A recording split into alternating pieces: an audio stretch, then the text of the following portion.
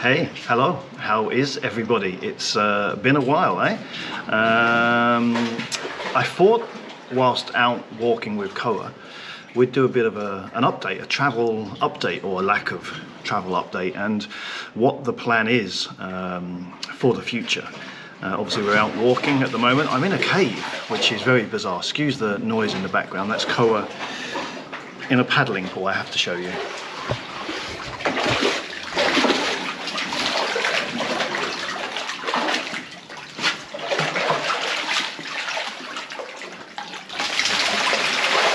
I think I called that a paddling pool. It's a rock pool. We're in a cave. We're just at the back of a beach called Kalashakara.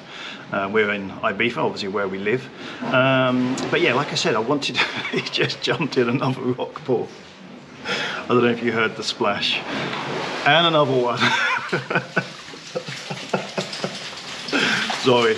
Anyway, we're out for a walk. We're in a cave at the moment. We're going to go for a walk. It's a beautiful day, and I thought we'd give you an update as to what we're doing, the plans, the thoughts, because nothing has changed. If anything, the plan has got bigger and better since the road trip of 3 months ago. Was it 3 months ago? January, February, March, April? Yeah, 3 months, give or take. When we done obviously the coastline of Spain, back to the UK in the Doctor. Stop press, the Doctor has gone. She has been sold. So I'll update you on that, but let's continue this little walk, and then I'll give you the full lowdown of what's been going on.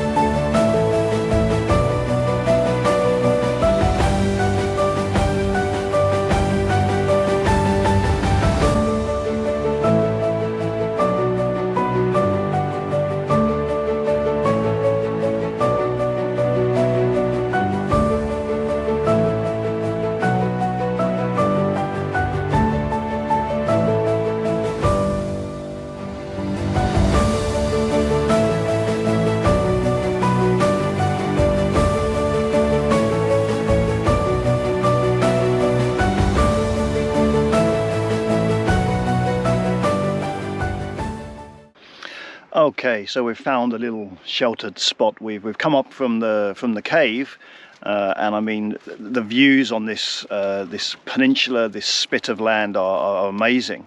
But it's a little bit windy today, even though it's a beautiful day. So just had to find somewhere to hide to be able to hopefully talk and you can hear me. But let's start with the Doctor. Like I said, the Doctor's gone. She has been sold. She went to a young guy from the UK.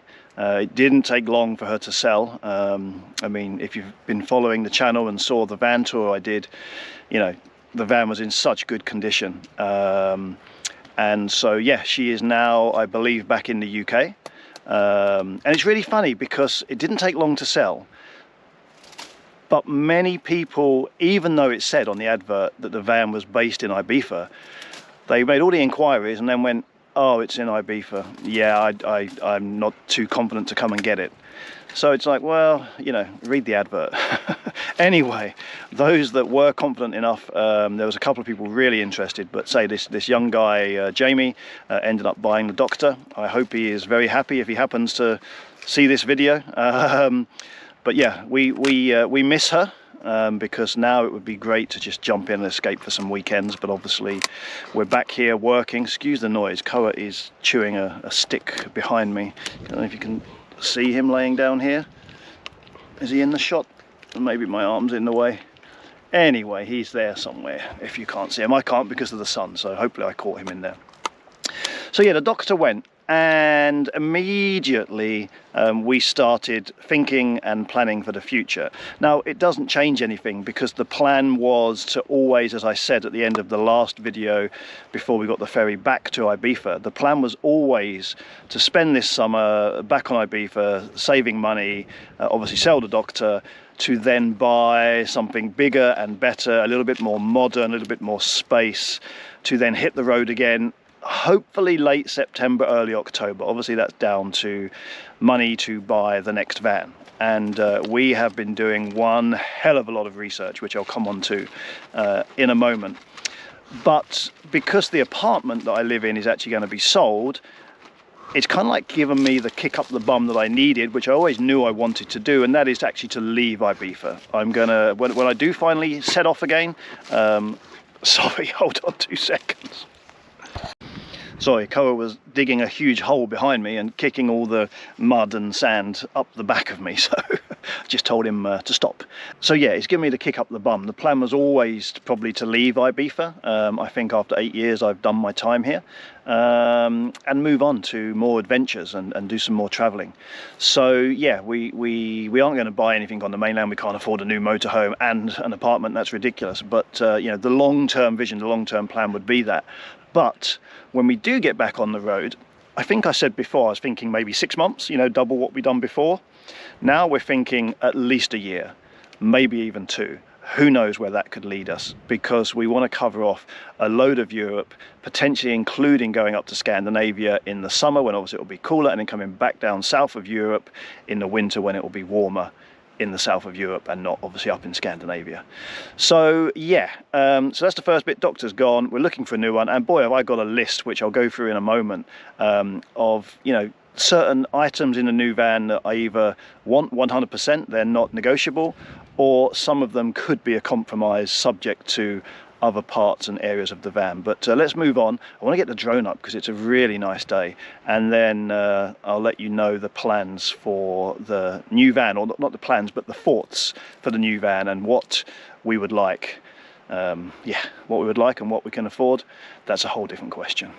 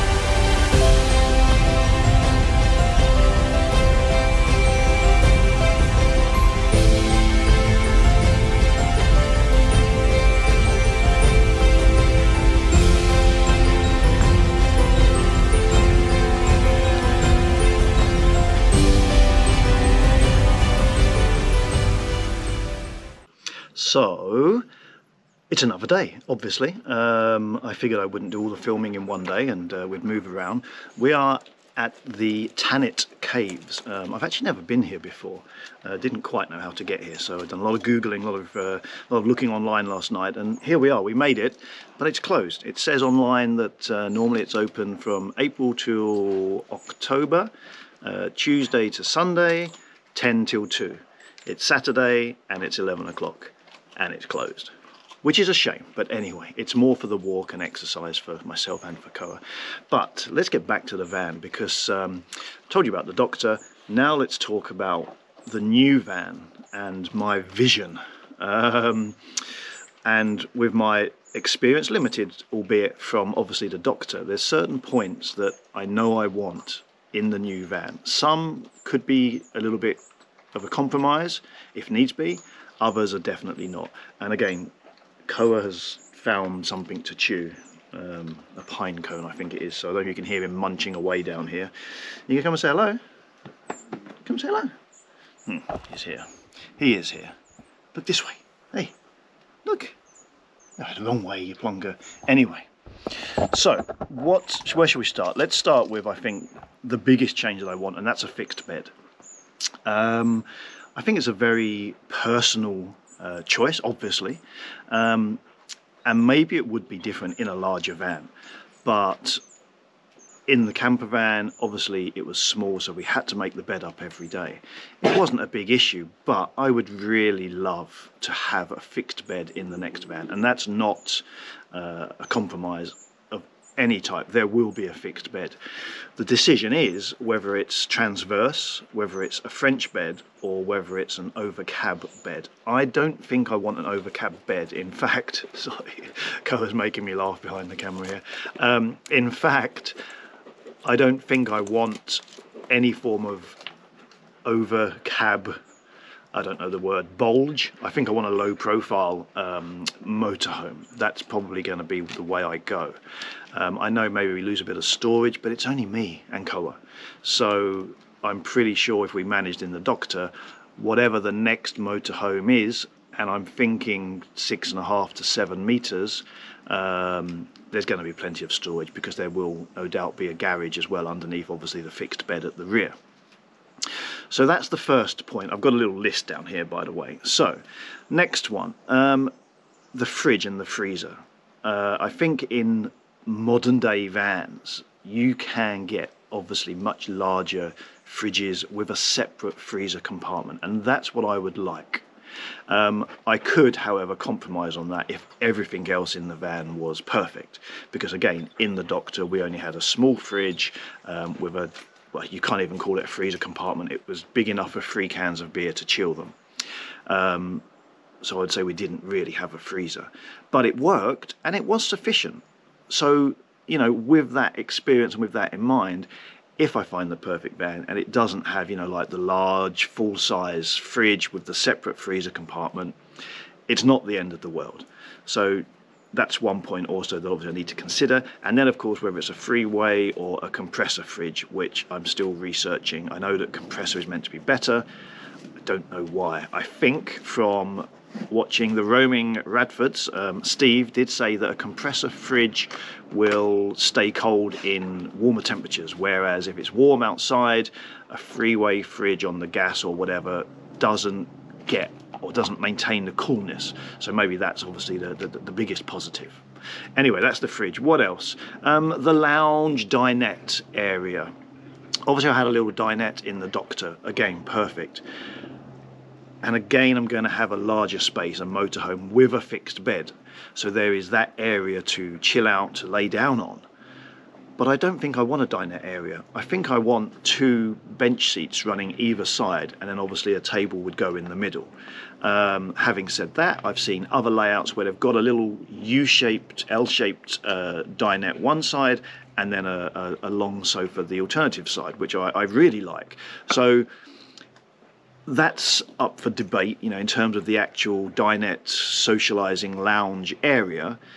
But I don't think, unless something changes, I will go for a dinette where it's literally 2 seats with the table in the middle. And then, of course, to the opposite side, in a lot of them you've got the oven, the cooking area, the sink. I don't want that. I don't want the cooking area directly opposite the seating area. I want them to be separate in the van. So, you know, the dinette sitting lounge area at the front, then coming back to the kitchen, then coming back to the bedroom. Well, that didn't go to plan, did it? There's me in that last piece of video, waffling away, telling you about all the pros and cons, the non-negotiables, the must-haves, everything I want in the new van. Excuse the wind noise again, maybe, and me out of breath, but we're out walking again. We're inland this time. I'll just do a bit of a spin around so that you can see. We're at a place called Amante. You've got the Ibiza golf course off to my right hand side. But yeah, that last piece of video, I was probably waffling on for 20 minutes. And then when I took the footage out of the camera, well, actually no, before I took the footage out of the camera, I realized it had happened, that my wonderful GoPro at 5 minutes and 19 seconds had frozen. So there's me in the throes of telling you all of the thoughts in my head, and it was a waste of time. I need to do it again, and I was going to do it here now, but it is a bit windy. Oh, I don't know how this is coming out. So what I'm thinking is I'm going to finish this walk, get home, and then just finish off what I was saying in the peace and quiet of my apartment. But yeah, I mean, that last little bit I was saying about the bed, wasn't I? No, I wasn't even talking about the bed. I was talking about the dinette area and how I didn't want the kitchen to be directly opposite. I wanted separate kind of like spaces. So the lounging dinette area at the front, you know, behind the driving cab, then the kitchen in the middle, and then the bed and bathroom to the rear. So that's where we got to, I believe. But anyway, let me finish this walk. Like I say, for me it's super windy. This might be coming out okay, but I'll see you when we get back to the apartment. Okay, so we're back home. Where were we? The dinette area, yep, so I finished that. Separate area at the front, kitchen in the middle, bathroom and bed to the rear. One point I did forget regarding the bed, of course, is an island bed. I didn't mention that. That would be, you know, wonderful if I could get an island bed, but I think with my budget, that's not going to be possible or practical. In terms of budget, I would like to think I'll have about 30,000 euros. And I think therefore I'll be looking probably around about 2006 to 2009. I might be able to push that, I think, to 11 or 12, subject to just what's on the market at the time. I think at the moment, with the research I've been doing, there's, you know, a slow decline in the prices. So maybe come the end of September, when I'm kind of like in the market to actually hopefully buy, there could be more for our money. I'm also, I mean, in terms of where I'm looking, from a UK perspective, eBay, Auto Trader, Motorhome Depot. I'm also lucky that I've got a friend that works in the trade, so he has given me access to his account, so I can see what's going through the auctions. I believe BCA are the only auction house that do camper vans and motorhomes in the UK anyway. And I've had a look and watched one auction so far, but to be honest with you, I wasn't that impressed. Even the older stuff, I didn't really feel, I mean, I'm no professional, of course, but I didn't really feel that there was any bargains to be had.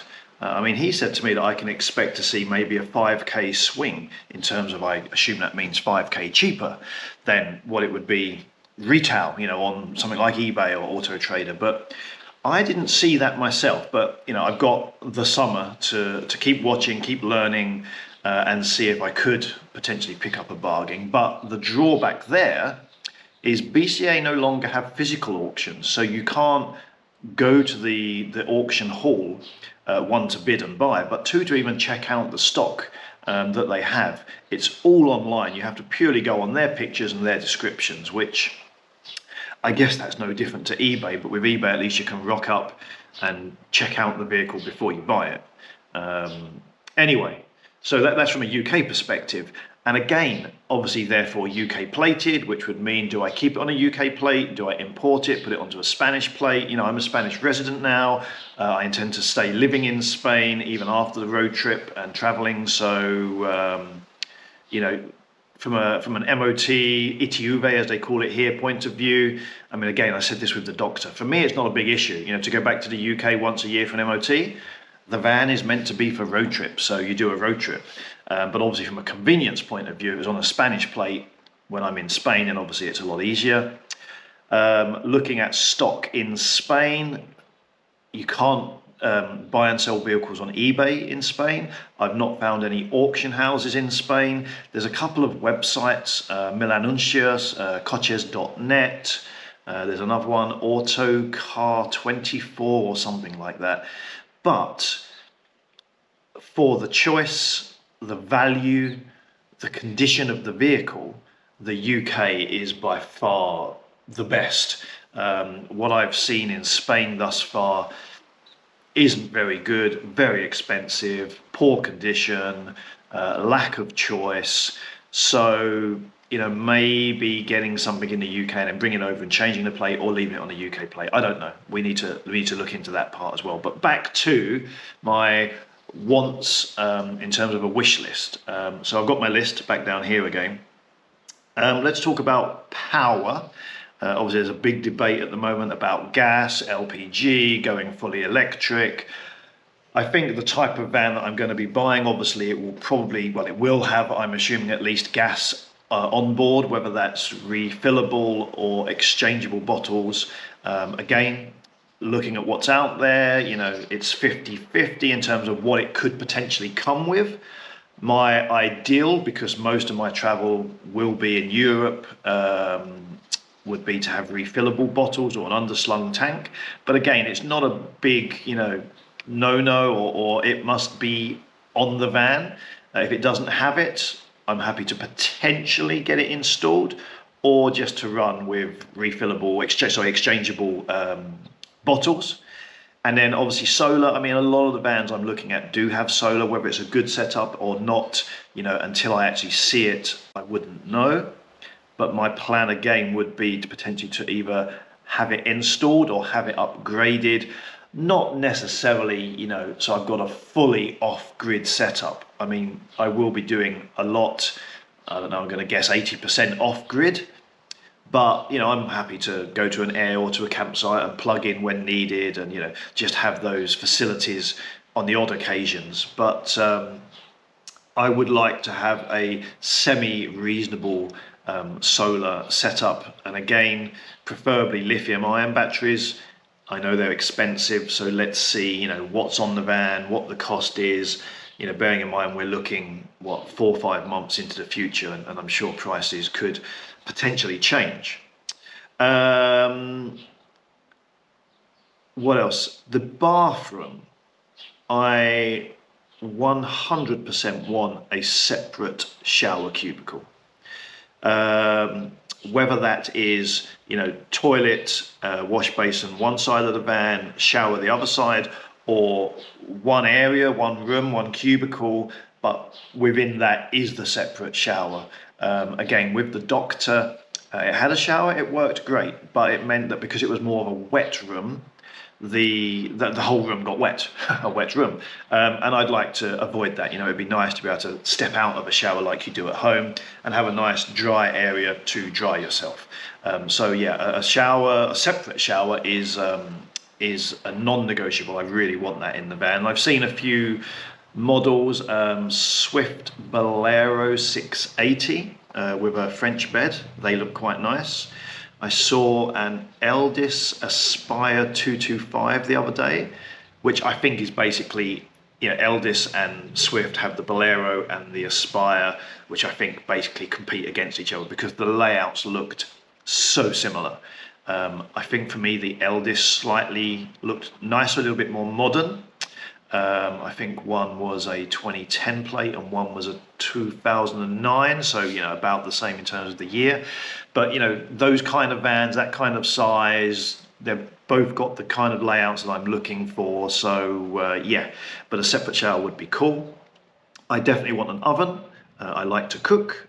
The actual hob area, a couple of burners is enough for me. If it comes with 3, happy days. If it comes with an electric plate, happy days. But I definitely want an oven. Not so fussed about the microwave. They're handy, I guess, but it just becomes another storage cupboard. Potentially put the bread in there or whatever. But yeah, a oven is another non-negotiable. What else have we got? Reversing camera. It doesn't have to be on there. I can get one installed, but I think I would like it.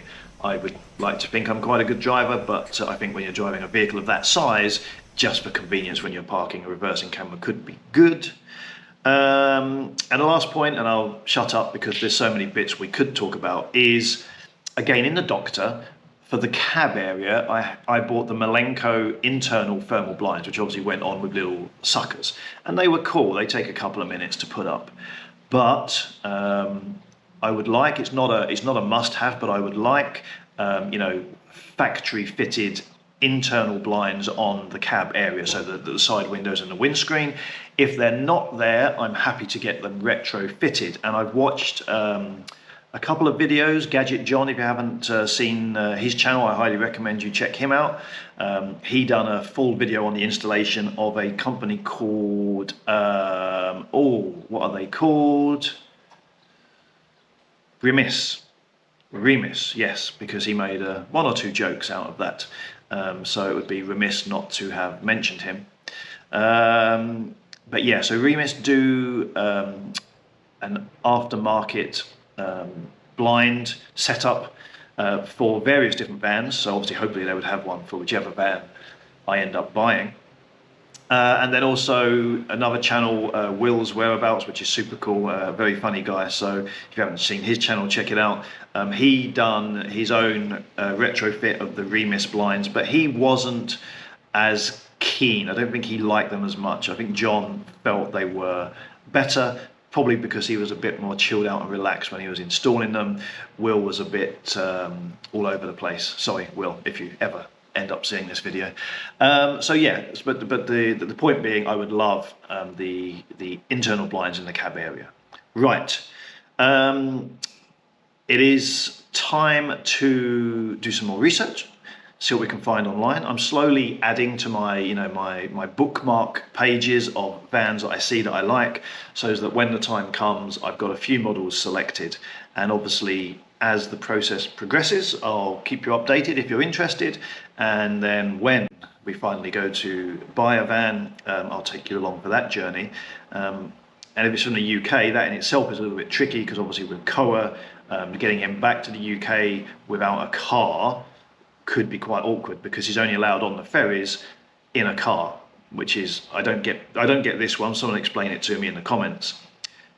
You can take a dog on the ferry from the mainland Europe, let's say France or Spain, to the UK, as long as you board the ferry in a car. You cannot go on as a foot passenger. And I rang the ferry company to ask them why, and they said for health and safety. I was like, but when he gets out the car, bearing in mind I will have booked a pet cabin if it's a long journey, when he gets out of the car, he has to walk through the boat to get to the cabin. So what's the difference of him walking on as a foot passenger? Oh, no, you can't do that. So my plan obviously would be to go back to the UK without a car and pick up a motorhome, which of course I would have to bring back to Ibiza to then load it up with all my possessions. Yeah, I could leave Koa here with a dog sitter, which is what I did when I picked up the doctor. But I think, again, I would love to do that first initial road trip from the UK back to Ibiza to pick up our stuff together. If it can't be done, it can't be done. But yeah, it's another little logistical thing I need to look up. Right, let me shut up, crack on with some more van research, and I will catch you all very soon. Thanks for watching.